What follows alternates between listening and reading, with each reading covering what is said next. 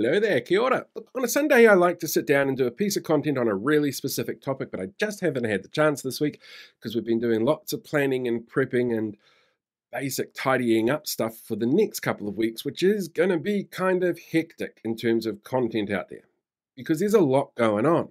Like Budget Day, that's fast approaching on the 30th of May. We will get to sit down and see what priorities the government is actually willing to put on paper and just how much they're willing to take away from other places to achieve whatever their priorities are.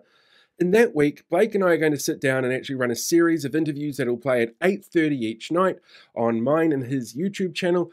We will talk to people who are in the know, who have been behind the scenes or understand how this process works, like Gareth Hughes, the former Green Party MP, or Neil Jones, Dame Jacinda Ardern's former Chief of Staff.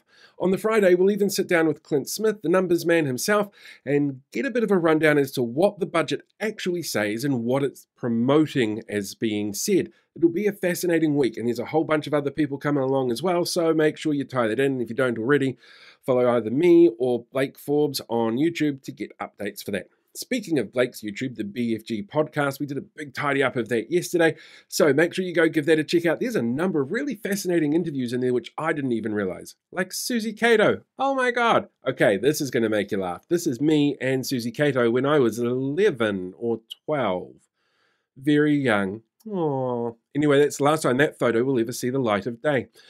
Other things that we've got coming up, though, include newsletters this week because, well, you might remember the protest I went to on Friday. On Sunday morning, somebody leaked to me a number of documents from this particular organization. They include a whole bunch of really weird rabbit hole bullshit, like how they can get out of any treason claims that are thrown at them, how much 5G is going to make your internal organs melt, why, for some reason, Wuhan was involved with the rollout of 5G. I don't know, how you can waste court time so much that they eventually throw out your cases, how you can defraud your bank to get out of paying back your mortgage, how you can go about and issue warnings and notifications to High Court judges, and why they want to threaten one particular council staff member with over 100 people standing over her telling her what she should do to control her job. There's some really unhinged stuff in there, so I'm going to be going through that over the next couple of days. And at the same time, my mate Art, who's a historian and political science expert who joined me on Friday, is going to be giving his perspective of what he saw and what happened at that particular event. Then on top of that, there's all sorts of other stuff happening as well, like the fact, Tahuia, the train between Hamilton and Auckland, got its funding despite a whole bunch of people saying, no, we don't think that's a good idea, even though the subsidy for the funding for the train ride for the year was less than the subsidy that you get for driving on a road. Like, it's really weird stuff. Or the fact that at least one council has already turned around and told the government to go fuck themselves when it comes to Māori electorates and Māori wards. They're not going to hold referendums and they're going to keep them in place. They're going to try and make that happen.